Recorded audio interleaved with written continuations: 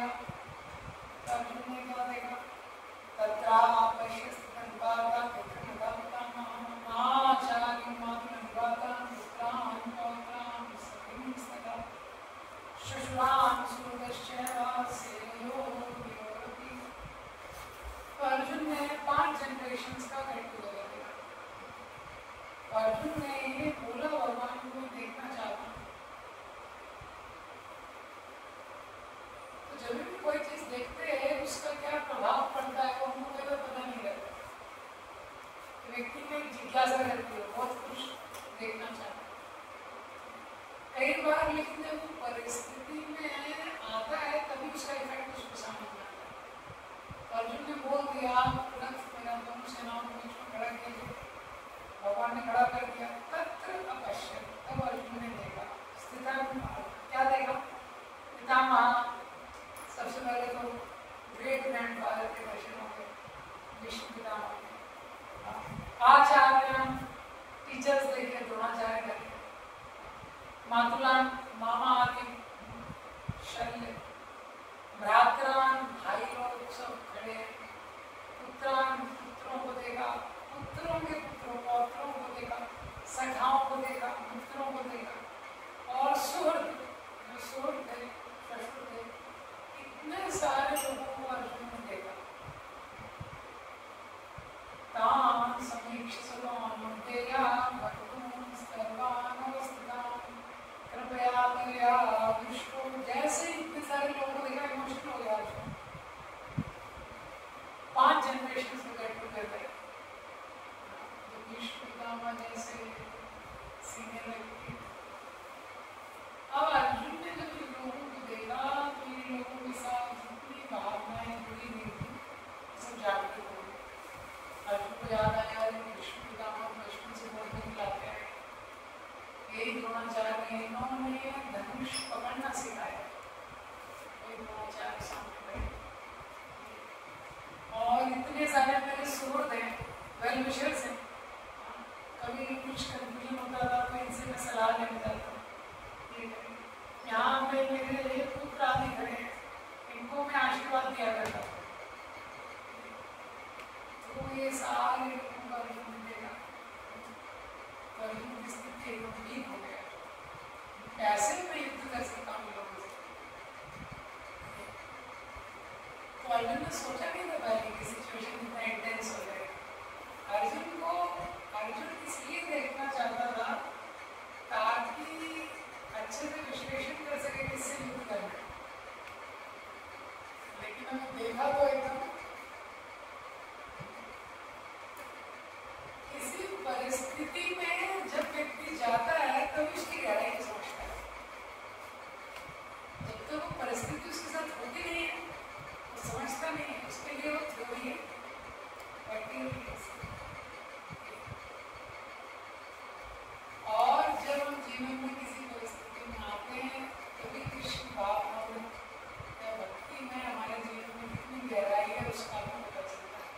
The depth of Krishna consciousness is tested when we go through a particular situation.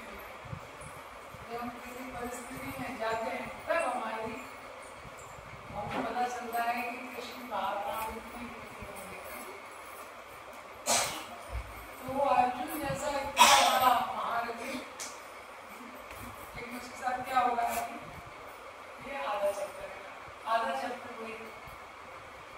लेकिन ये सारी परिस्थिति में एक गुड न्यूज है। गुड न्यूज ये है कि जीवात्मा किसी भी परिस्थिति में जाए भगवान उसको नहीं छोड़ते। कृष्णा इज राइट देयर, भगवान वहीं पे है। जीवात्मा अपने जीवन में अलग अलग परिस्थितियों में जाता है, लेकिन गुड न्यूज ये है कि भगवान उसको कभी छोड़ते हैं, भगवान उसके साथ हमेशा रहते हैं। इसलिए ये जो भक्ति का जो मार्ग है ऐसे भगवान का आश्रय लेना हमको सिखाता है। तो अब इसके बाद से अर्जुन ने देखा 28 से 38 जो पहला इसमें 5 कारण बताए गए, 5 कारण जिसके कारण अर्जुन बोलते हैं कि मैं युद्ध नहीं करूँगा। ये 5 कारण भी हैं जिसके कारण जीवात्मा भगवान को समर्पित नहीं हो पाता। हम कृष्ण कॉन्शियसनेस में तो साधारण व्यक्ति कमिटेड नहीं हो पाता। ये 5 कारण, तो इसको याद रखने के लिए एक्रोनिम इजी है, CDEF और I। CDEF इसके ये 5 रीजन याद रखेंगे। भक्ति शास्त्री के कैंडिडेट्स हैं। C फॉर कंपैशन, ये आपको 5 कारण याद रखें, 5 रीजन जिसके कारण अर्जुन ने बोला मैं युद्ध नहीं करूंगा, और ये 5 कारण है जिसके कारण वो कमिट नहीं कर पाते अपने आप को वास्तविक भक्ति के process. C for compassion, compassion and prayer. D for destruction of family tradition, यानी कुल परंपरा का नाश।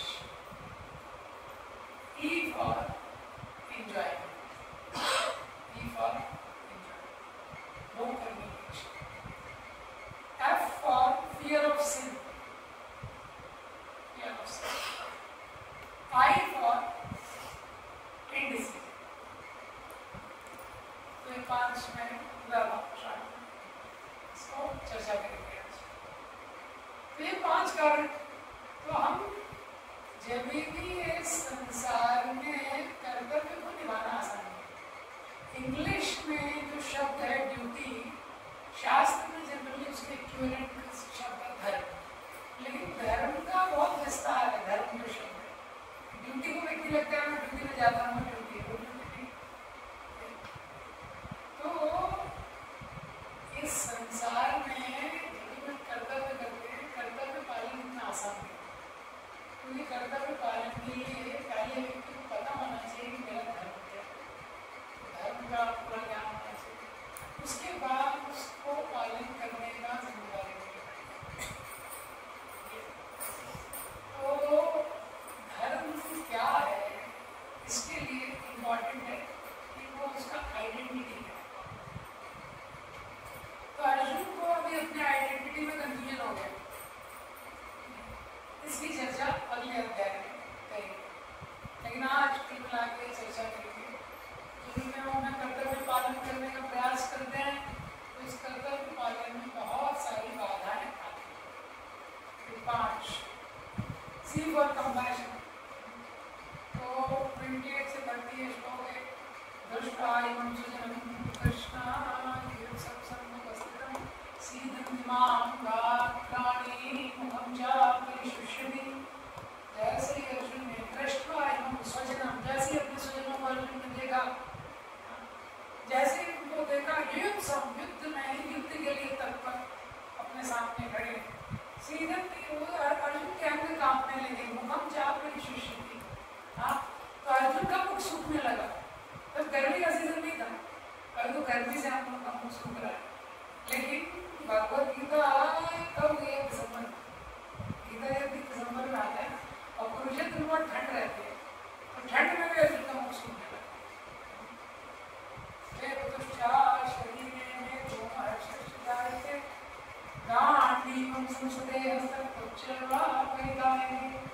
तो शरीर के अंदर कांपने लगे, उसकी त्वचा जलने लगी, डांडी उसके शरीर से फिसलने लगा, ये उसका मन विचलित होने लगा।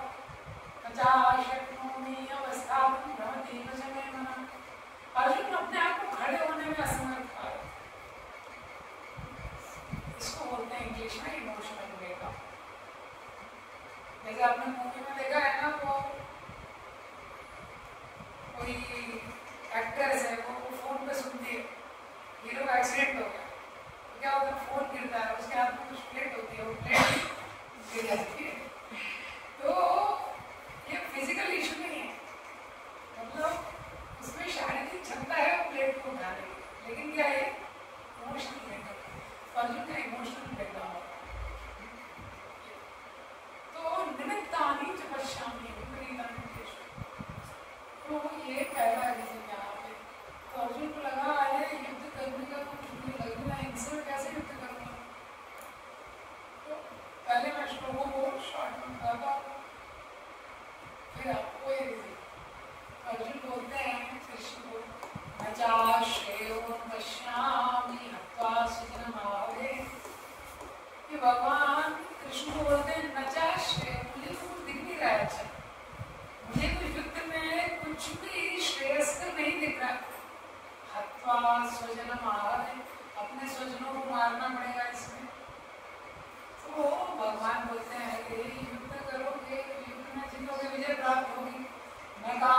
कांक्षे विजयम कृष्णा।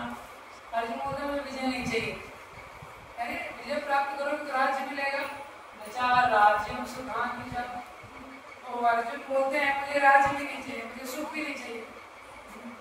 तो अर्जुन भगवान कृष्ण बोलते हैं किम राजेन गोविंदा किम भोगे जीतेन वा। भगवान में से राज्य का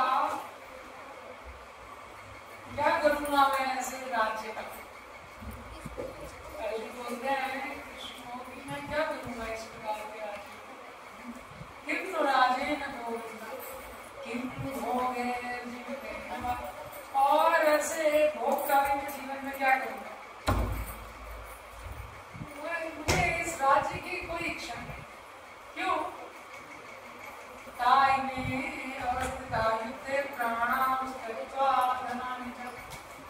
जिन लोगों के लिए मैं राज्य चाह रहा था सामने खड़े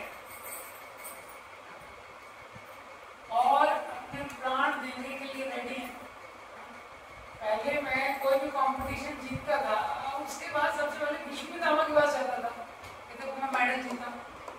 कोई कंपटीशन जीतता था तो द्रोणाचार्य के पास जाता था। अब ये लोग तो सामने खड़े हैं युद्ध करते, तो मैं राज्य का क्या करूँगा। और मातृका शुश्रा पौत्रा शाला संबंधी नस्ता सारे मेरे रिश्तेदार सामने खड़े अर्जुन बोलते। तो अभी त्रैलोक्य राज्य हेतु इन लोगों को मार के मुझे पृथ्वी क्या ऊपर के लोगों का राज्य मिले तो भी चाहिए, ऐसा अर्जुन बोलते। उसके आगे और भी चर्चा, तो अर्जुन और कारण देते हैं। सबसे पहला कारण अर्जुन देते हैं कि मैं युद्ध क्यों नहीं करूँ। भगवान की इच्छा है अर्जुन को युद्ध करना चाहिए, लेकिन फिर भी अर्जुन युद्ध करने के लिए तैयार नहीं। तो ये जो 5 कारण अर्जुन देते हैं, ये कारण कनेक्टेड है, जिसके कारण जीवात्मा में भगवान को समर्पण नहीं है। पहला कारण है कंपैशन। क्या कारण है? कंपैशन। अर्जुन को वो दया, अर्जुन को लगता है सब लोग मारे जाएंगे, तो मेरे मामा चाचा रिश्तेदार। प्रभुपाद जी दूसरे अध्याय में कंपैशन, अर्जुन दया होता है, अर्जुन का अफेक्शन है सारे लोगों के प्रति। द्रोणाचार्य, कृपाचार्य, भीष्म पितामह। प्रभुपाद जी का फेमस सेंटेंस है दूसरे अध्याय के पहले तात्पर्य में है, compassion for the dress of drowning man is senseless. Prabhupada ji बोलते हैं ये शरीर के ऊपर जो दया दिखाना है ये इतना उपयोगी नहीं है। अर्जुन इन सारे लोगों के शरीरों को बचाना चाहते हैं, लेकिन दूसरे अध्याय में भगवान सबसे पहला शिक्षा देंगे 2.11 से 2.30 भगवान इस सिद्धांत बताते हैं आत्मा को मारा नहीं जा सकता है, शरीर को बचाया नहीं जा सकता। 20 श्लोकों में इसका विश्लेषण है। आत्मा को मारा नहीं जा सकता है और शरीर को बचाया नहीं जा सकता, ये सिद्धांत। और अर्जुन इन लोगों के शरीर को बचाना चाहते हैं, तो शरीर तो बचेगा नहीं।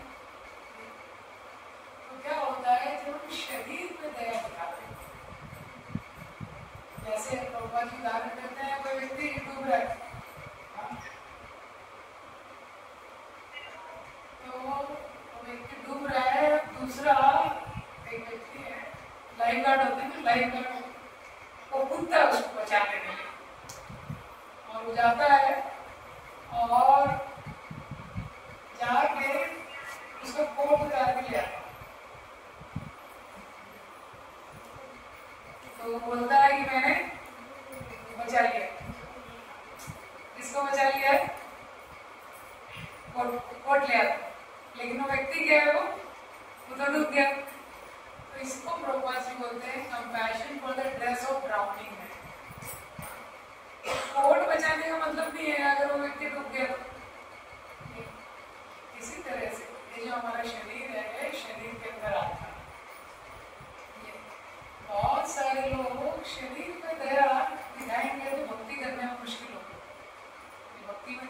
सुबह उठना है, सुबह उठना है, भगवान के नाम का जप करना है, तो इसमें थोड़ी शरीर की तपस्या इन्वॉल्व, थोड़ी शरीर की तपस्या, तो वो अगर व्यक्ति करेगा तो भगवान के प्रति कमिट हो पाएगा। दूसरा महत्वपूर्ण चीज इसमें क्या है कि जो अफेक्शन है किसी के प्रति, affection is natural and necessary but not spiritual. ये जो शरीर के प्रति ममता है ये स्वाभाविक है और ये आवश्यक भी है, लेकिन ये आध्यात्मिक भी है।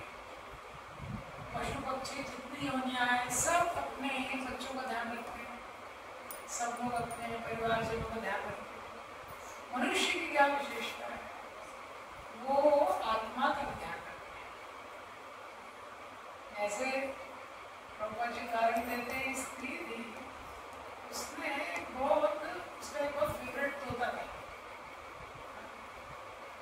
अब वो तोता था और उसने सोचा इस तोते के लिए कुछ स्पेशल पिंजरा लाना चाहिए, उसके लिए वो सोने का पिंजरा ले, सोने का उस पर पेंट था और बड़ा वो ध्यान रखती थी वो स्त्री कि इसका पेंट कभी भी फेड ना हो, फेड हो जाता है ना पेंट, तो उसको हमेशा रोज थोड़ा थोड़ा गोल्ड पॉलिश करते रहे। लेकिन वो तोते को भोजन कराना भूल नहीं। ब्रह्मा जी इसका उदाहरण देते हैं, अगर कोई शरीर पे दया कर रहा है लेकिन आत्मा के प्रति निष्ठ हो, तो वो ये एक कारण है। जो व्यक्ति आत्मा के भोजन को ध्यान में नहीं रखता है वो आध्यात्मिक पथ पे नहीं रखता, वो शरीर के लिए थोड़ा जागरूक रहता है। आज की डेट में भी आप देखेंगे शरीर के लिए बड़ा कंसर्न है, इसलिए आप योगा देखते हैं, डिटॉक्स कैसा डाइट होना चाहिए, डाइटिशियंस की एक प्रोफेशन है, कैसा डाइटिशियन होना चाहिए, क्या खाना चाहिए, कैसा योगा करना चाहिए, बहुत कॉन्शियस रहते हैं लोग। पानी भी कैसा शुद्ध होना चाहिए, घर में प्योरीफायर लगाते हैं, एयर प्योरीफायर होता है, वाटर को प्योरीफाई करते हैं, लेकिन कॉन्शियसनेस प्योरीफायर नहीं है, चेतना कैसे शुद्ध। तो एक पहला सिद्धांत है कि हमको ये जो आत्मा है उसको भोजन देना पड़ेगा। आत्मा के भोजन के प्रति जो व्यक्ति कॉन्शियस नहीं है तो वो स्पिरिचुअल लाइफ नहीं कर सकता।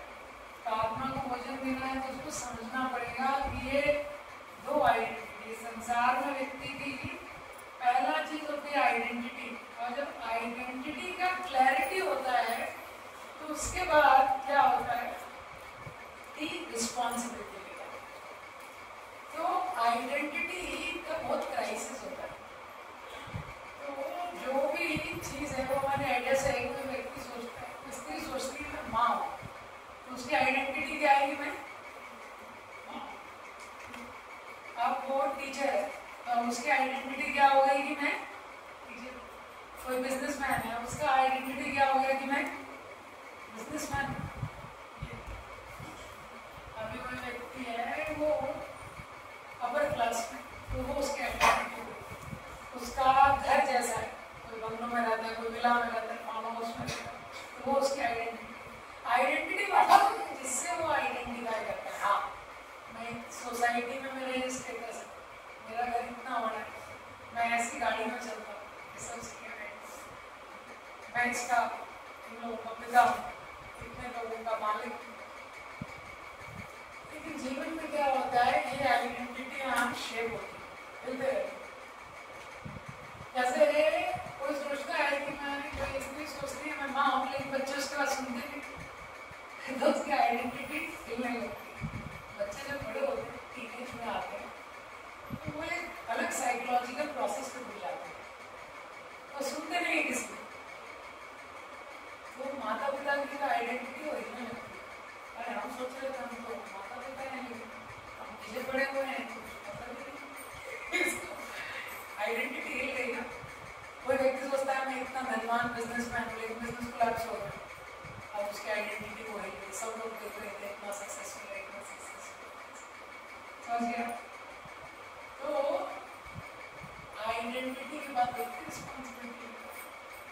इसीलिए स्पिरिचुअल आइडेंटिटी बहुत महत्वपूर्ण है। बाकी जो मटेरियल आइडेंटिटी है वो हमेशा चेंज होती रहेगी, वो फिक्स नहीं रहती और वो शेप होती रहती है, उसमें स्थिरता नहीं है। तो इसीलिए 3 लेवल का रिस्पॉन्सिबिलिटी होता है और उसमें से 2 एटलीस्ट हॉरिजॉन्टल और वर्टिकल। तो इस संसार में जैसे कोई व्यक्ति घर में व्यक्ति रहता है, बिल्कुल भी कोई बच्चा है किसी घर में बिल्कुल भी जिम्मेदार नहीं है, आवारा की तरह घूम रहा है, पढ़ाई कर रहा है, कुछ जैसे पढ़ाई पूरी करता है, थोड़ा बहुत माता पिता बोलते हैं इसकी शादी करा दो, शादी कर देना जिम्मेदार है, पहले बोलते थे, आजकल पता नहीं चल रहा है किसी तो लोएस्ट लेवल क्या है, हॉरिजॉन्टल लेवल पर रिस्पॉन्सिबल रहना चाहिए। हॉरिजॉन्टल मतलब माता पिता के प्रति उसका कर्तव्य है, समाज के प्रति कर्तव्य, हॉरिजॉन्टल रिस्पॉन्सिबिलिटी। तो ये क्या है, ये नेसेसरी है पर सफिशिएंट नहीं है। वर्टिकल रिस्पॉन्सिबिलिटी बहुत इंपॉर्टेंट है। वर्टिकल रिस्पॉन्सिबिलिटी है भगवान की, तो भगवान के प्रति एक रिस्पॉन्सिबिलिटी लेगा, रिस्पॉन्सिबिलिटी से पहले उसको आइडेंटिटी क्लियर होना चाहिए। अभी माता पिता के लिए रिस्पॉन्सिबिलिटी ले रहा है, उसको पता है क्योंकि मैं पुत्र हूँ, समाज के लिए रिस्पॉन्सिबिलिटी ले रहा है क्योंकि उसको पता है मैं सिटीजन हूँ, कंपनी के लिए रिस्पॉन्सिबिलिटी ले रहा है, उसको पता है मैं एम्प्लॉय हूँ। लेकिन भगवान के लिए रिस्पॉन्सिबिलिटी कब लेगा, तो उसको पता होगा उसकी आइडेंटिटी। और ये गीता का सबसे पहला ज्ञान है जो भगवान दे रहे हैं, और ये सबसे महत्वपूर्ण ज्ञान है, आइडेंटिटी का क्लैरिटी। तो जब उसको पता चलता है मैं भगवान का दास हूँ, तो वो रिस्पॉन्सिबिलिटी लेता है वर्टिकल, मुझे भगवान की सेवा करनी। तो ये होता है रियल कंपैशन। रियल कंपैशन मतलब क्या है कि जब हम सोल का टेक केयर करें, बॉडी की नीड्स को फुलफिल करना है लेकिन सोल का टेक केयर करना है। कार में पेट्रोल भरवाना है लेकिन डेस्टिनेशन ज़्यादा इम्पोर्टेंट है। पेट्रोल भरवा के कोई पार्क के चक्कर लगा रहा है तो मतलब तो गंतव्य कहाँ है वो महत्वपूर्ण है। तो बॉडी के लिए जो कंपैशन हम दिखाते हैं वो क्या होता है, it is good but not complete. किसी को आप भोजन देंगे, भूखा व्यक्ति उसको भोजन देंगे, वापस भूख लगेगी नहीं उसको, भिखारी है आप उसको 10 रुपये देंगे, वो भिखारी ही रहेगा। तो क्या होता है, जो शरीर का कंपैशन है इनकम्प्लीट। ये जरूर ये गलत नहीं है, ये अच्छा है लेकिन इनकम्प्लीट। भगवान अर्जुन को रियल कंपैशन के बारे में बताएंगे। दूसरा रीजन अर्जुन बोलते हैं डिस्ट्रक्शन ऑफ फैमिली। तो अर्जुन बोलते हैं मैं क्यों युद्ध नहीं करना चाहता, अरे कुल की परंपरा का क्या होगा, हमारे कुल की परंपरा चली आ गई, रघुकुल रीत सदा चली आई, प्राण जाए पर तो अर्जुन बोलते हैं कि कुल की परंपरा का नाश है। जब पहले सत्र में मैंने आपको बताया था धर्म का पालन करना महत्वपूर्ण है, लेकिन धर्म क्या है समझना नहीं।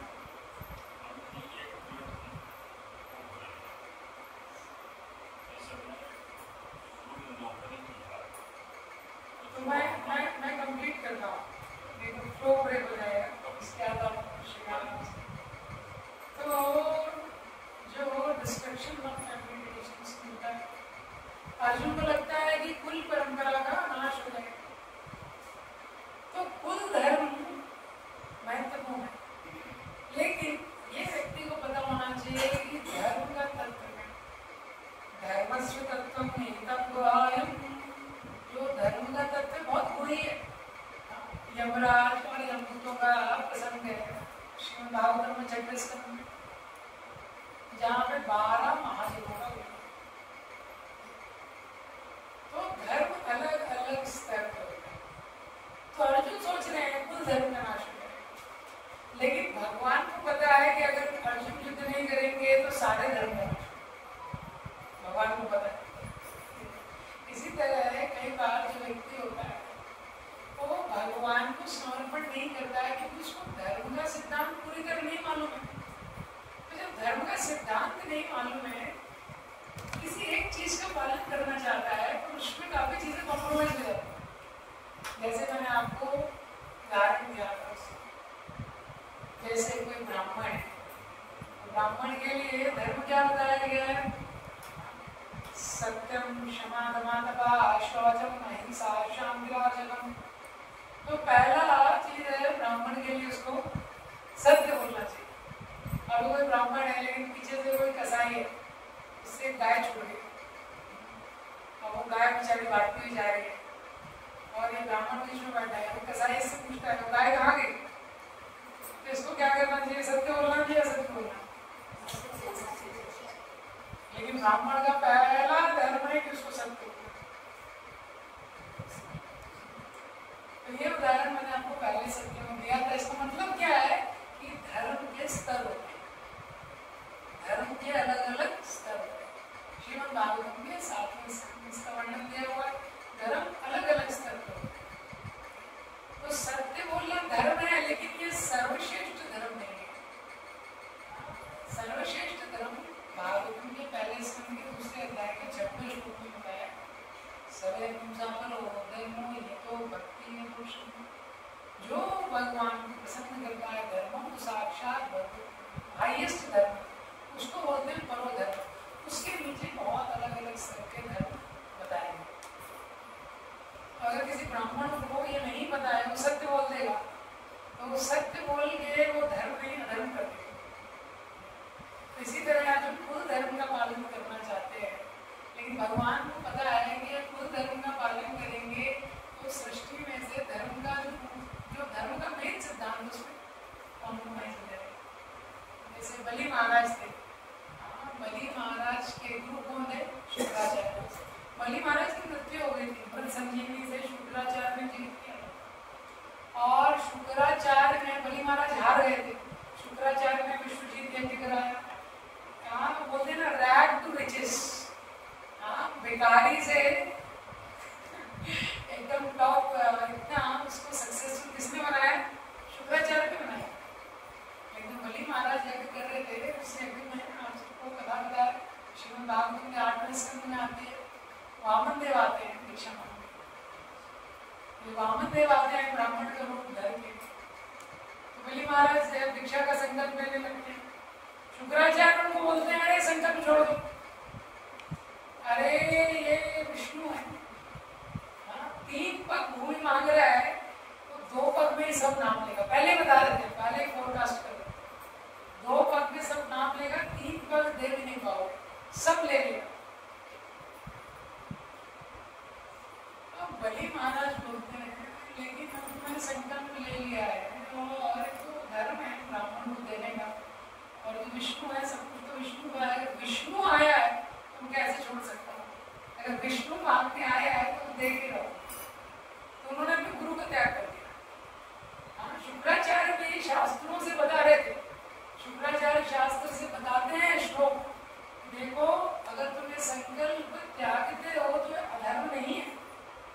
शास्त्र से श्लोक कोट करते हैं, क्यों? क्योंकि कुछ ऐसी परिस्थिति में 4-5 परिस्थितियां कोट करते हैं, आपकी अगर जान जाने वाली है या आपकी पूरी संपत्ति को हड़पने वाला है, आप संकल्प वापस ले सकते हैं।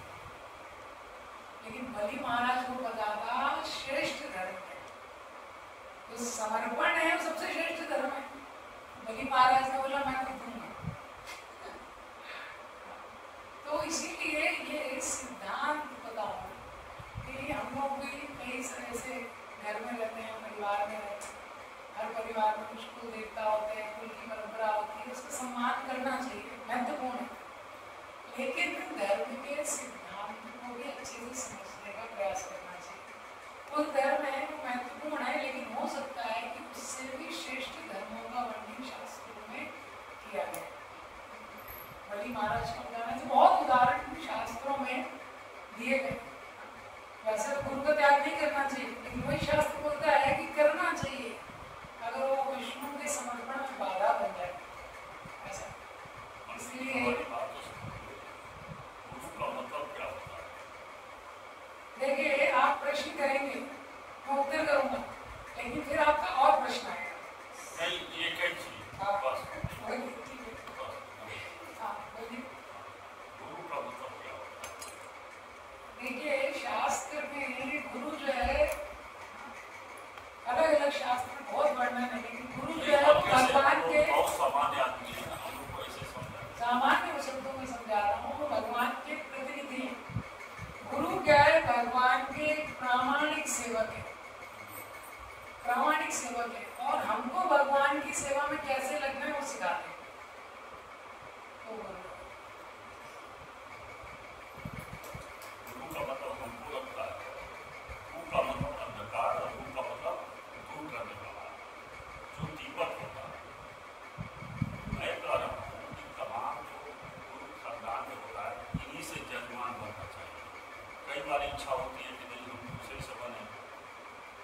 इसलिए मैं आऊँगा इसमें, आप मेरे से पूछिएगा, इसलिए मैंने आपको बोला।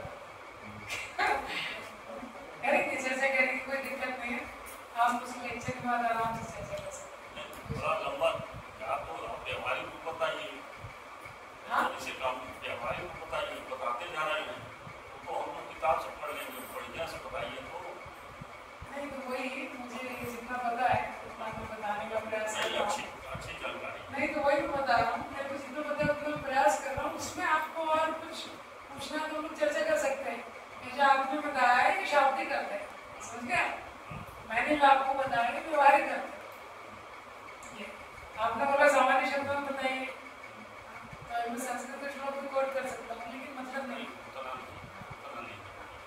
तो वही सिद्धांत में बता। तो ये दूसरा रीजन जिसके कारण वो भगवान के शरणागत नहीं हो पाते, क्या कि जिस भी कुल में है, विभीषण रावण के कुल में था, विभीषण रावण के कुल में था। आज तक लोग बोलते हैं घर का वैसे लंका है, लेकिन विभीषण ने भगवान का आश्रय किया। ये शास्त्र का सबसे तो महत्वपूर्ण सिद्धांत, भगवान का आश्रय। विभीषण ने भगवान का आश्रय किया, वो महत्वपूर्ण। रामायण का देखेंगे तो कुंभकर्ण को भी पता था कि रावण गलत कर रहा है, और भी लोगों को, लेकिन विभीषण ने भगवान का आश्रय। तो इस प्रकार से शास्त्रों में बताया गया कि अलग अलग स्तर का धर्म है, लेकिन जो सर्वोच्च स्तर का धर्म है वो बताना चाहिए। जैसे मैंने आपको एक सत्य में उदाहरण दिया था युधिष्ठिर महाराज का, कि युधिष्ठिर महाराज सत्यवाचा, हमेशा सत्य बोलते थे, लेकिन भगवान ने बोला तो उन्होंने झूठ, भगवान ने बोला तो उन्होंने क्या बोला? तो जो झूठ बोलना था वो सत्य से बड़ा धर्म था उस परिस्थिति में। तीसरा कारण जिसके कारण अर्जुन युद्ध नहीं करना चाहते वो क्या है? एंजॉयमेंट। और यही कारण जिसके कारण कोई व्यक्ति भक्ति में नहीं आना चाहता। बहुत सारे लोग भक्ति के मार्ग में नहीं आना चाहते, उनको लगता है ये संसार में भोग कैसे करेंगे, भक्ति के मार्ग में आ गए तो सब भोग चला जाएगा, कुछ एंजॉयमेंट भी नहीं रहेगा, एकदम जीवन पूरा कागज हो जाएगा। तो अर्जुन यही बोल रहे हैं कृष्ण को। अर्जुन को लग रहा है मेरा एंजॉयमेंट का क्या होगा, क्योंकि जिन लोगों के साथ में एंजॉय करता है, फैमिली वाले, रिश्तेदार, सब तो मर जाएंगे। कोई भी व्यक्ति सक्सेस उसको मिलता है तो अपने रिलेटिव्स के साथ शेयर करता है, दोस्तों के साथ शेयर करता है, तो अर्जुन को लगा सब मर जाएंगे।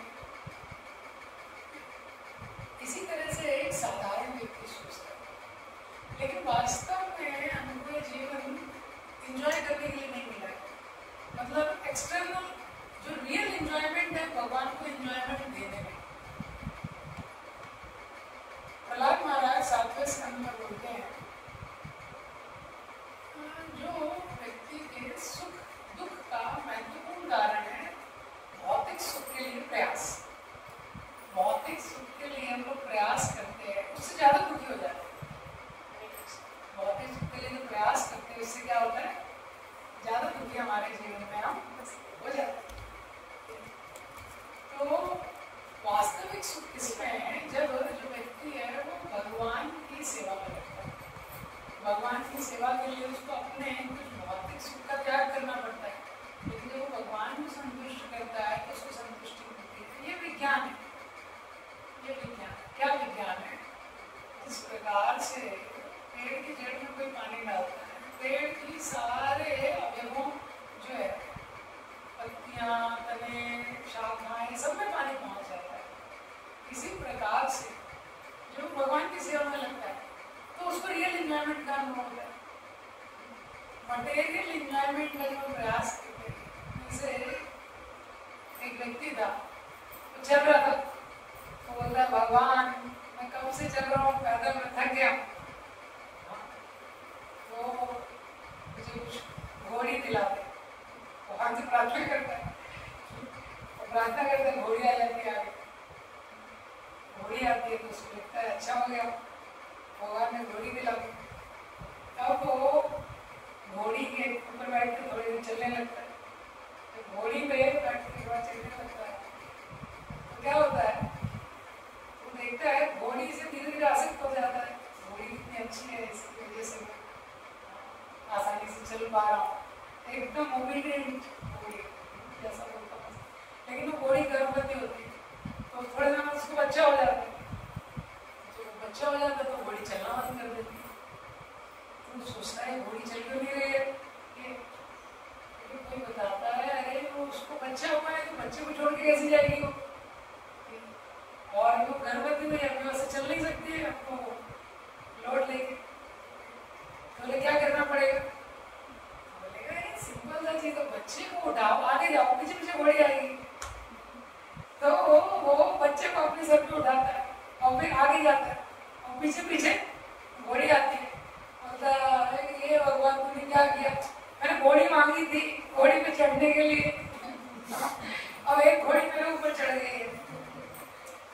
सिद्धांत क्या है, material gains can be troubles. अगर हम शास्त्रों को अच्छे से पढ़ेंगे, भगवान के शुद्ध भक्त मूर्ख नहीं है, सबसे इंटेलिजेंट। वो क्यों कोई भौतिक संसार की चीजों को नहीं मानते, भौतिक संसार की चीजों का एक स्वभाव है, यही संस्कार सुझाव होगा कहीं होने आए बताए सही है इंग्लिश में, everything I own owns me, everything I own owns. हम जो कोई चीज लेते हैं, कुछ भी चीज बनाते हैं, बड़ा विद्यालय बनाया गया है, कुछ भी बनाते हैं, बड़ा घर बनाते हैं, बनाने में कितनी समस्या होती है, बनाने में कितनी समस्या होती है, इतना कष्ट करना पड़ता है, फिर बनाने के बाद उसको मेंटेन करने में कितना एनर्जी आता है, बहुत एनर्जी उसमें। कोई भी भौतिक चीज लेंगे, कार से लेंगे, कुछ भी लेंगे, आपको उसको कोई चुराना नहीं, कुछ ना ले, उसको कुछ खराबी ना हो जाए, तो माइंड का भी कॉन्शियसनेस होता है ऐसा। तो जो मटेरियल इन्वायरमेंट है वो रियल इन्वायरमेंट नहीं है, जो सोच रहे इस्कॉन में सन्यासी वगैरह सन्यासी है, तो जब वो इस्कॉन मूवमेंट में जुड़े, इससे पहले उन्होंने एनालिसिस किया, मैं बोल रहा हूँ में है, तो भक्ति से आकर्षित होकर नहीं जुड़े, उनको भक्ति में बहुत ज्यादा रुचि नहीं थी। उन्होंने देखा कि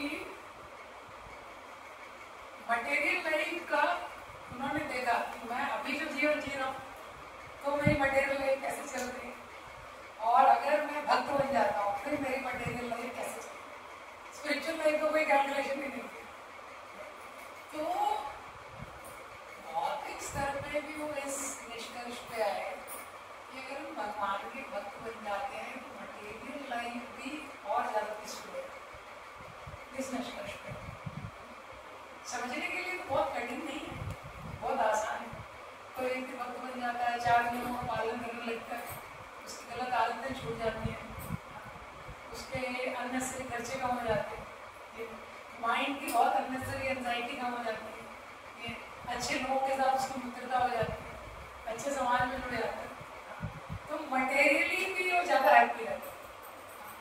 प्रभुपाद जी से एक बार किसी ने प्रश्न किया, स्वामी जी आप इतना कृष्ण कृष्ण करते रहते, कृष्ण भावना अगर मरते समय आपको पता चला कि कृष्ण तो आई नहीं, जिसका मूवमेंट चल रहा है तो आई नहीं, तो क्या करेंगे? प्रभुपाद जी ने आंसर दिया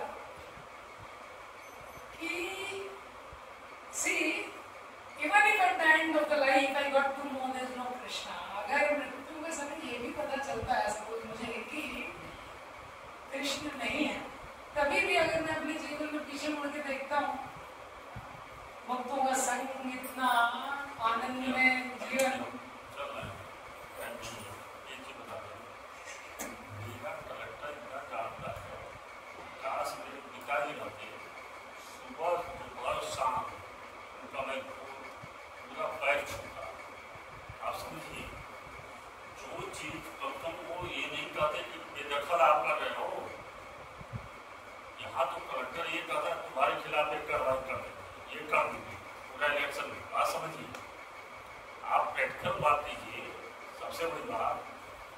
माँ बाप करता है, माँ बाप का उसमें ये पूरा गीता और सब बेकार है।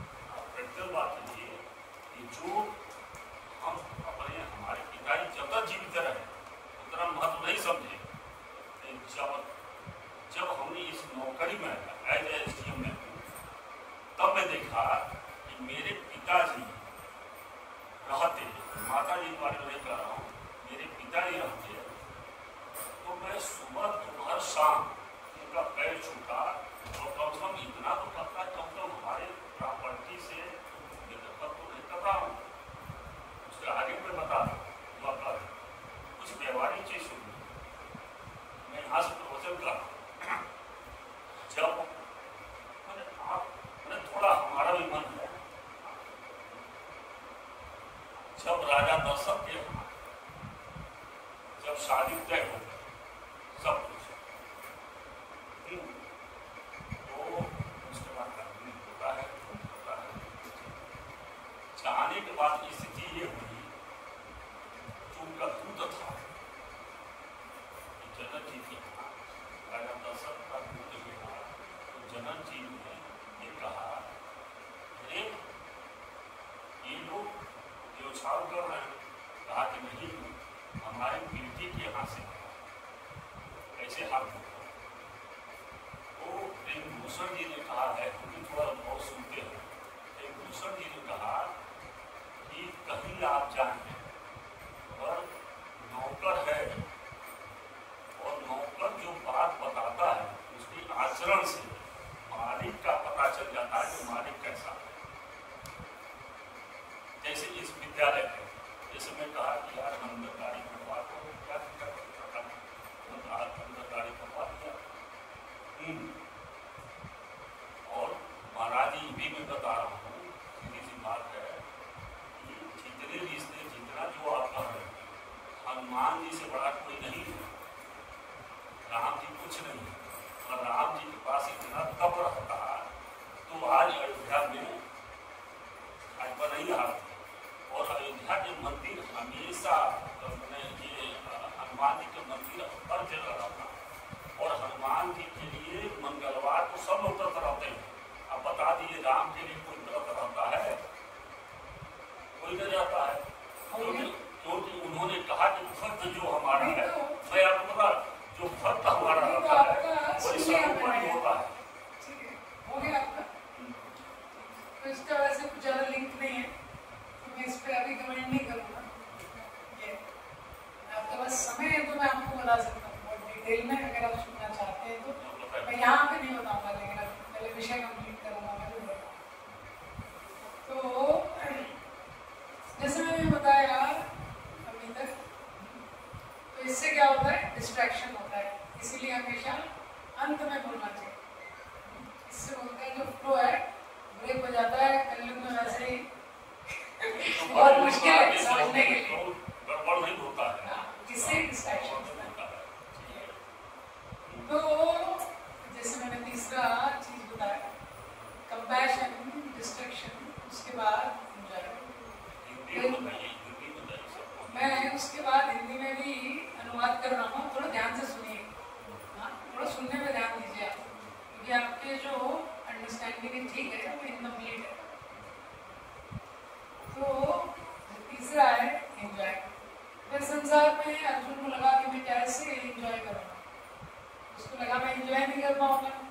लेकिन भगवान ने आगे जाके अर्जुन को भगवान इसी गीता में बताते हैं कि जो वास्तविक एंजॉयमेंट है जीव के लिए, इसमें जो भगवान की सेवा में करता है वो उसके लिए हाईएस्ट एंजॉयमेंट जो जीव है जो भगवान की, भगवान से उसका जो संबंध है वो नित्य संबंध। और मैंने जैसे उदाहरण दिया है बॉडी वाला कि मटेरियल एंजॉयमेंट व्यक्ति को लगता है कि वो भौतिक सुख प्राप्त करना चाहता है, लेकिन कोई भी जो भौतिक सुख है उसमें जो दुख है वो छुपा हुआ है। ये शास्त्रों का सिद्धांत। फिर जो चौथा कारण है जिसके कारण अर्जुन को लगता है कि, तो अर्जुन को लगता है कि इससे मुझे बहुत पाप लगेगा, क्योंकि अर्जुन के इतने सारे रिश्तेदार हैं। अर्जुन को लगता है गुरु जी से मैंने सीखा है, द्रोणाचार्य से, तो गुरु का तो ऋण चुकाना होता है। तो यहाँ पे मेरे माता मेरे रिश्तेदार, मेरे मामा, मेरे पितामह, ये सब आगे खड़े, इन सब का जीवात्मा पे ऋण रहता है। तो अर्जुन को लगता है ये तो मेरे लिए पूजनीय है, जिनकी पूजा करनी चाहिए उनसे मैं कैसे युद्ध करूं? तो इसलिए चौथा कारण जिसके कारण अर्जुन क्या है, तो कई बार किसी व्यक्ति के जीवन में भी ऐसा हो सकता है क्या कि कोई ऐसे माता पिता कुछ है, या हो सकता है दादा दादी भी, लेकिन धर्म के सिद्धांतों का उनको पूरा आइडिया नहीं रहता। तो क्या होता है, उनके कारण भी व्यक्ति कई बार समर्पण नहीं कर पाता। तो सिद्धांत शास्त्र का समझना चाहिए कि माता पिता का सम्मान करना महत्वपूर्ण है, लेकिन आज वैदिक माता पिता हर जगह नहीं है। तो माता पिता को भी शास्त्र का ज्ञान हो सकता है ना बहुत हो सकता है वो भी किसी गलत चीजों में, तभी भी उनका सम्मान करना महत्वपूर्ण है, सेवा करना महत्वपूर्ण है।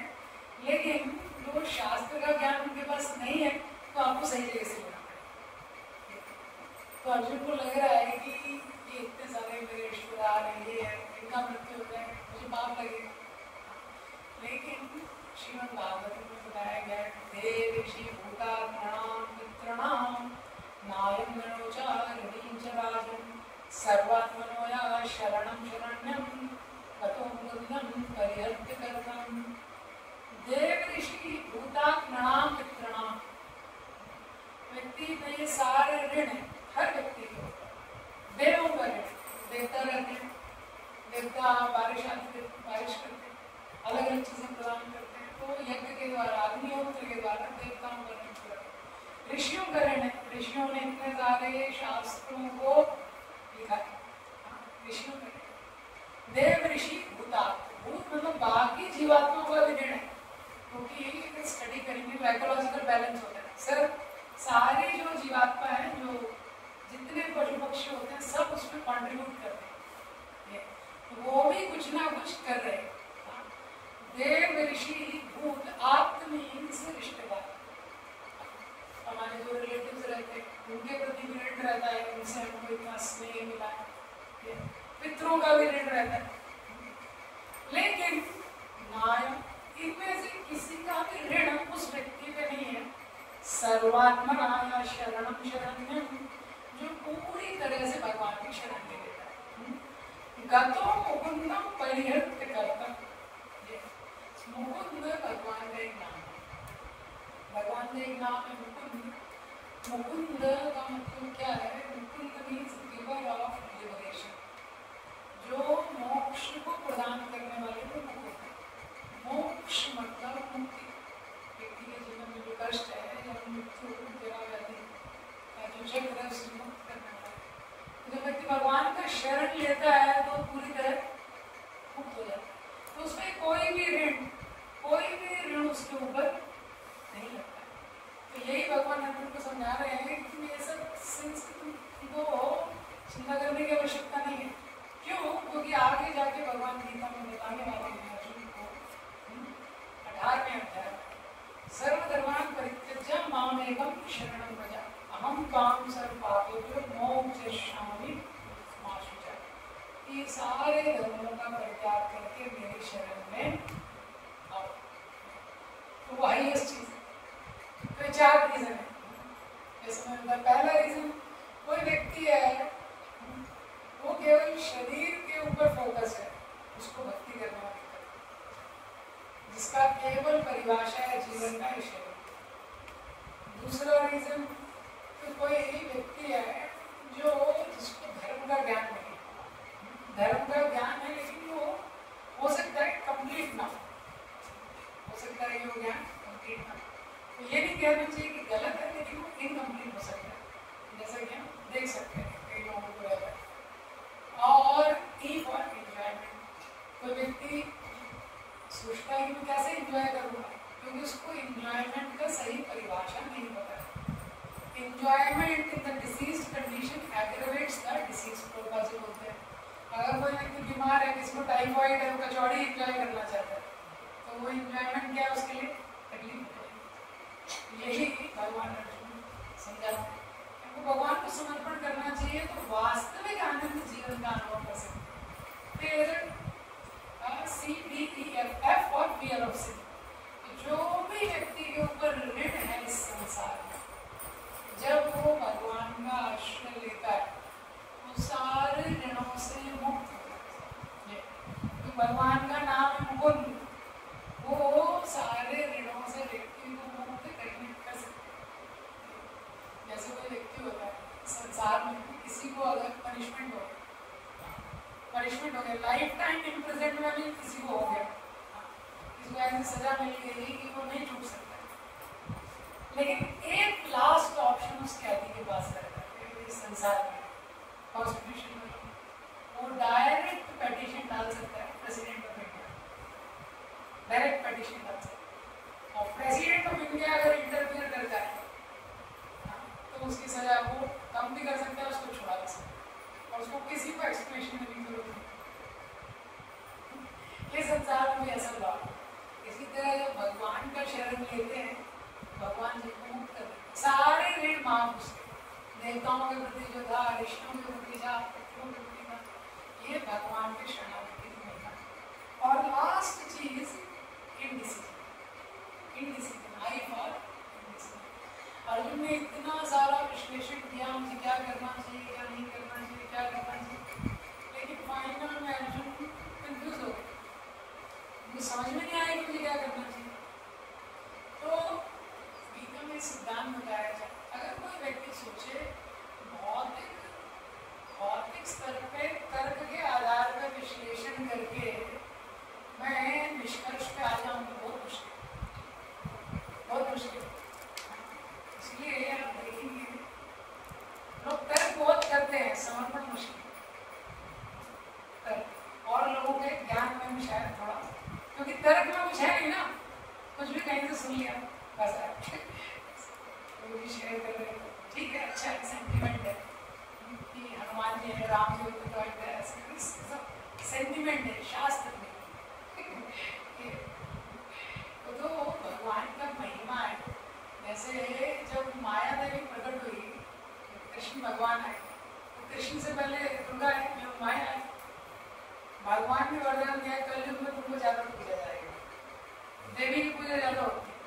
तो कोई बोले भगवान को कोई वैल्यू नहीं, क्योंकि कितने मंदिर है, देवी के भगवान देवी मंदिर में नहीं, लेकिन तो शास्त्र थोड़ा पढ़ना चाहिए, इसीलिए केवल यूट्यूब से काम नहीं होता। भगवान की महिमा ऐसी है, वो अपने सेवकों को भी गुणगान करे, भगवान की। दूसरा भी कारण समझना चाहिए कि भौतिक संसार के परे सदा शिव जी हैं, शिव जी पार्वती जी भौतिक संसार के मेन को इंचार्ज देखते हैं। पार्वती जी माया देवी के रूप में सब अपेक्षा करती, इसलिए वो यहाँ ज़्यादा फेमस है, मेन नहीं है लेकिन फेमस है ऐसा। और ऐसे शिव जी भी उदाहरण के लिए, जैसे गोरखपुर, जैसे कानपुर में IIT कानपुर, अभी IIT कानपुर में भी अगर मोदी जी को भी आना है, मोदी जी क्या है, लेकिन IIT कानपुर में आना है तो किसके माध्यम से आएंगे, डायरेक्टर का माध्यम से। IIT कानपुर में जो डायरेक्टर है उसको बताएंगे ऐसा। वो कोई व्यक्ति हो सकता है तो डायरेक्टर में एक मोदी जी को, ऐसे लोग विष्णु और कृष्ण के बीच का कम डिफरेंस नहीं करते। यार चोपड़ा का सीरियल देखा है उन्होंने, कोई बात नहीं, वो भी अच्छा है, तो पांचवा कारण होता है इनडिसीजन। तर्क के आधार पे व्यक्ति निष्कर्ष पे नहीं आ सकता, समझना चाहिए। इसीलिए इनडिसीजन, जब अर्जुन इतना कंफ्यूज हो गए, उन्होंने भगवान की शरणागति, शास्त्रों में बोला है गुरु साधु शास्त्र, आपको कुछ भी चीज समझना है तो गुरु साधु शास्त्र, ये तीनों का ट्रिनिटी। एक और महत्वपूर्ण चीज है, आप भागवत में देखेंगे पहले स्कंद के 9वें अध्याय में युधिष्ठिर महाराज भी कंफ्यूज हो गए, राज्य में बैठना है नहीं बैठना है, राज्य में बैठना चाहिए, राज सिंहासन में बैठना चाहिए नहीं बैठना चाहिए, तो भगवान को लेकर भीष्म पितामह ने उनको। तो हमारे जीवन में भी स्पिरिचुअल गाइड्स बहुत महत्वपूर्ण है। स्पिरिचुअल गाइड्स किसी के जीवन में नहीं है, तो जीवन का कोई भी क्रिटिकल डिसीजन है तो स्पिरिचुअल गाइड हो। स्पिरिचुअल गाइड नहीं है तो सही निष्कर्ष पे आना उसको बड़ा मुश्किल। तो अर्जुन के पास यही सौभाग्य था, वो कृष्ण के साथ थे, वो तुरंत शरणागत हो गए। तो वो कृष्ण हमारे लिए भी अवेलेबल है, गीता आज भी अवेलेबल है। आज भी अगर गीता का अच्छे से अध्ययन करेंगे तो हमको उससे सिद्धांतों का पता चलेगा। और उसमें कुछ कंफ्यूजन होता है स्पिरिचुअल मास्टर के जनरल प्रिंसिपल करने के लिए और साधु, तो स्पिरिचुअल मास्टर में और स्पिरिचुअल गाइड्स भी जीवन में इम्पोर्टेंट। क्यों? क्योंकि कोई भी जीवन में महत्वपूर्ण डिसीजन लेना है, तो स्पिरिचुअल गाइड्स रहते हैं तो ईजी हो जाता है। स्पिरिचुअल गाइड का 3 क्वालिटी होना चाहिए। पहला, उसमें स्पिरिचुअल विजडम होना चाहिए। एटलीस्ट हमको ये विश्वास होना चाहिए कि हमसे ज़्यादा उसमें स्पिरिचुअल विजडम है, अपनी प्रैक्टिस करना है। दूसरा, वो अवेलेबल होना चाहिए। स्पिरिचुअल गाइड को क्या है? अवेलेबल होना चाहिए। और तीसरा, हमारे लिए क्या होना चाहिए? वो कंसर्न होना चाहिए। ये स्पिरिचुअल गाइड का 3 क्राइटेरिया।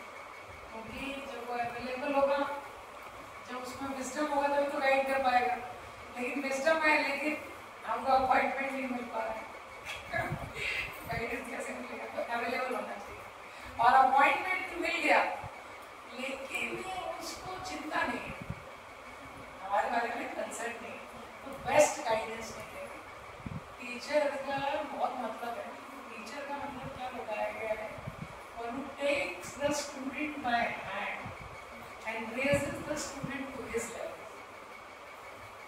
शिक्षक किसको बोलते हैं? बच्चे को उसके स्तर से उठा के वो अपने स्तर तक लेके आ जाए। जैसे द्रोणाचार्य ने जब सिखाया तो अर्जुन को सबको सिखाया बेस्ट, और अर्जुन को उस स्तर तक वो लेके आ गए कि द्रोणाचार्य और अर्जुन में अगर युद्ध हो रहा है तो ड्रॉ हो जाएगा, कोई किसी को हरा नहीं। तो स्पिरिचुअल गाइड्स रहेंगे तो हमको इनडिसीजन, कभी कभी जीवन में कंफ्यूजन हो जाता है, भक्ति के मार्ग को अपनाना चाहिए, नहीं अपनाना चाहिए, कैसे करना चाहिए।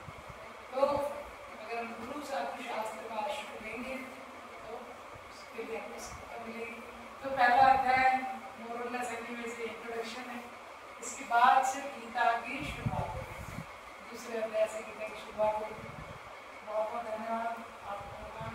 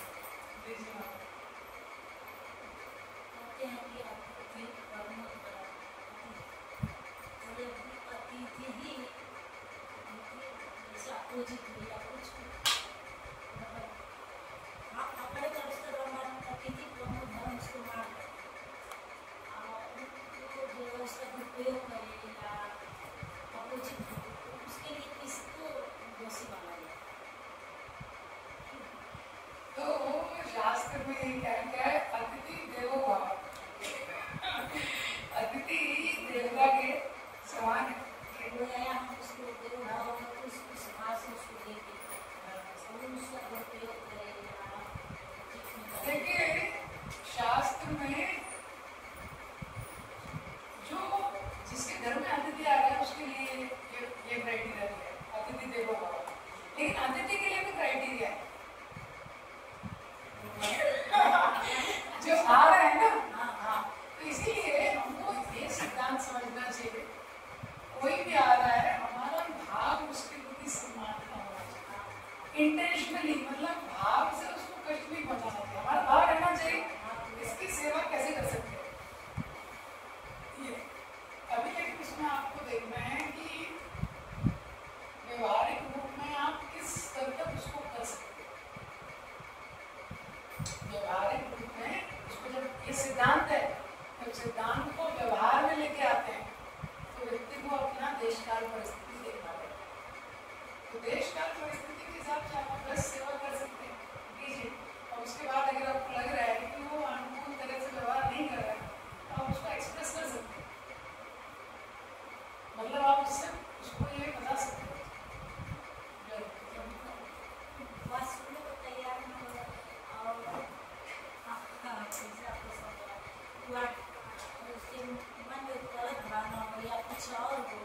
अपने तरफ से हम उसको अतिथि समझ रहे हैं। इस क्वेश्चन का देखिए माता जी, कोई भी व्यक्ति है उसकी सेवा करने का जो सिद्धांत है बहुत डीप सिद्धांत है। किसी भी व्यक्ति का वास्तव में अगर हमको सेवा करना है तो सेवा करने का मतलब केवल ये नहीं है कि हर समय प्रेम पूर्वक। एक माँ होती है, वो बच्चे से प्रेम करती है, वो प्रेम उसके थप्पड़ में भी कभी कभी प्रदर्शित होता है, कभी कभी उसको रसमलाई भी देती है, दोनों, क्योंकि वो कंसर्न है कि इसकी सेवा मुझे कैसे भी कर सकती है। इसी तरह शास्त्र का सिद्धांत है कि आपको सम्मान करना। अब अतिथि की भी मर्यादा है, वो भी शास्त्र में बताई गई। जब तक पालन कर रहा है तब तक वो आदान प्रदान स्वाभाविक रूप से टू वे ट्रैफिक रहता है। अब वो नहीं कर रहा है तो वो नेचुरल रूप से नहीं हो पाएगा, आप उसको आदर्श रूप में नहीं कर पाएंगे, वहाँ से वो आदर्श रूप नहीं हो पाएगा। उसके बाद लेकिन उसके लिए गलत प्रार्थना नहीं करनी चाहिए, उसको शाप नहीं देना चाहिए। हमारा ये रहा कि जितने थर्ड क्लास स्टूडेंट होते हैं जो ना पढ़ते हैं, ना समझते हैं और ना आचरण करते हैं।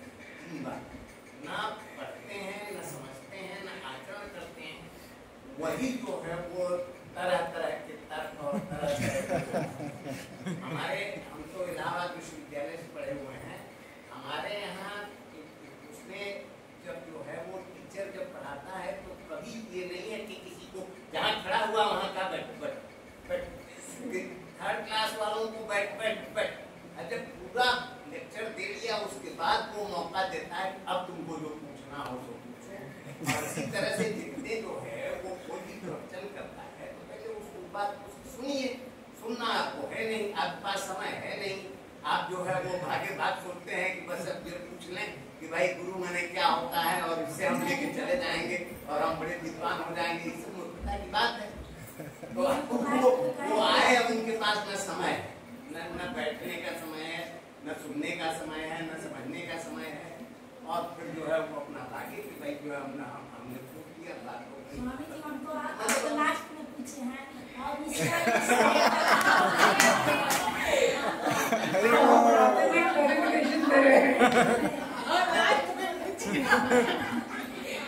अभी भी जानना जिज्ञासा है कि वो अपने तरफ से वो अतिथि समझ रहा है, तो इसका जो लगेगा जैसे जो बात या दोस्त लगेगा, किसको लगेगा? जो प्रश्न पूछता है उसी के पास उसका उत्तर है।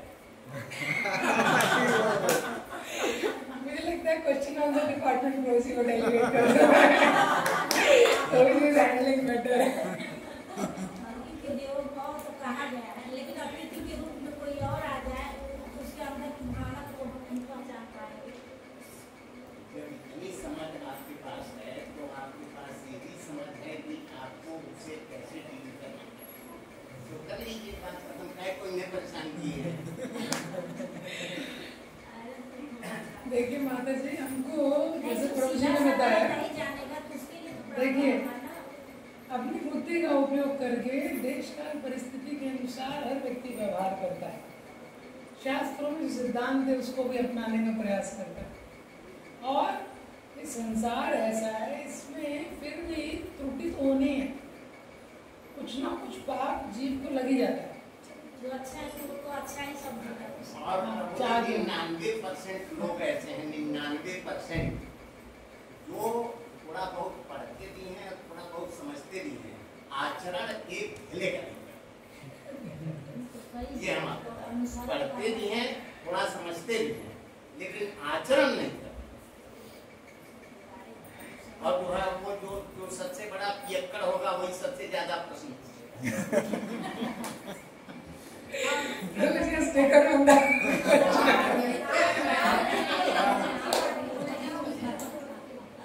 नहीं, वो आपके लिए नहीं कह रहे हैं, लेकिन हम जो कह रहे हैं सामान्य जो है वो हमारा भी कुछ अनुभव है।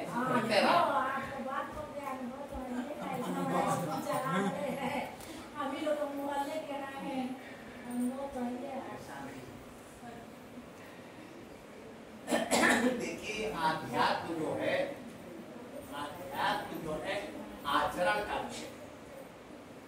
अगर आपका आचरण जो है वो उसके अनुसार कुछ नहीं है तो आप कुछ भी जानते रहिए, कुछ भी समझते रहिए। वो जो कह दिया तो दुर्योधन ने कि जानामि धर्मम नचमे प्रवृत्ति, जानाम का धर्मम नचमे निवृत्ति। जो शराब पीने वाला है, जो सिगरेट पीने वाला है, उससे ज्यादा जो है उसके बारे में हम आप नहीं जान सकते कि सिगरेट पीने से कितना नुकसान है, शराब पीने से कितना नुकसान है। रोज पीता है और छोड़ता नहीं हो। और फिर कहा जानाम धर्मम नचमे प्रवृत्ति, जानाम धर्मम नचमे निवृत्ति। न तो निवृत्ति है न हमारी प्रवृत्ति है। तो जब प्रवृत्ति और निवृत्ति नहीं है और फिर वही जो है केवल उसको प्रश्न पूछना है, जहाँ है वहाँ ये बताइए तो वो बताइए। तो ऐसा है, हम तो रोज यहाँ टहलने निकलते हैं, 5 लोग मिलेंगे जो है 25 को सवाल करेंगे, ये बताइए वो बताइए, फलाना बताइए, धमाका बताइए। अरे हमने कहा यही बताने के लिए हम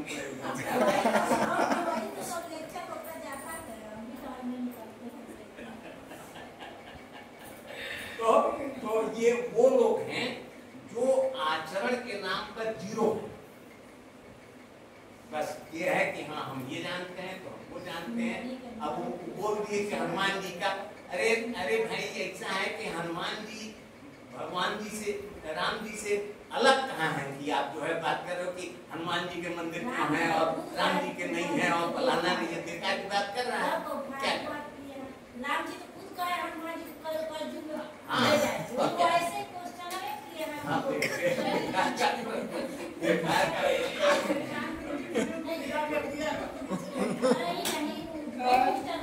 नहीं, वो प्रभु जी का बहुत अच्छा कॉन्ट्रीब्यूशन हुआ प्रभु जी के प्रश्न से। मंथन कितना मंथन उनको चाहिए ना कि राम जी का प्रतिमा न बनते हनुमान जी का प्रतिमा। इतने नहीं, यहाँ जितने विपक्ष के लोग हैं वो राम जी के उसके लिए निमंत्रण दिया गया उसमें नहीं गए। और अब केजरीवाल कह रहा है हम हनुमान जी का बड़ा भारी मंदिर बनाएंगे। उसमें को ये पता नहीं कि हनुमान जी जो राम का जो है वो तिरस्कार करेगा, हनुमान जी उसको सुनेंगे क्या?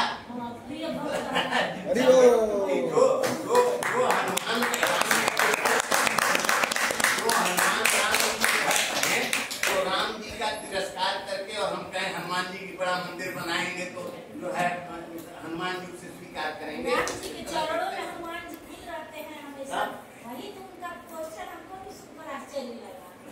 तमाशा है, ये लोग कुछ नहीं को समझना है न कुछ जो है खाली बात करेंगे, खाली बात करेंगे, बात से होता नहीं। सुनाई देते कि डिस्टर्ब किए चले।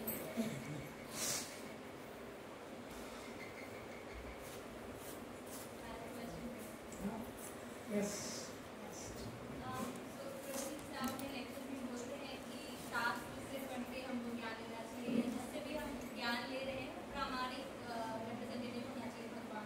लेकिन ये भी कहा यस्य नास्ति स्वयं प्रज्ञा शास्त्र तस्य करोति। जिसके पास प्रज्ञा ही नहीं है उसका शास्त्र उसके लिए बेकार है, वो किसी काम का नहीं।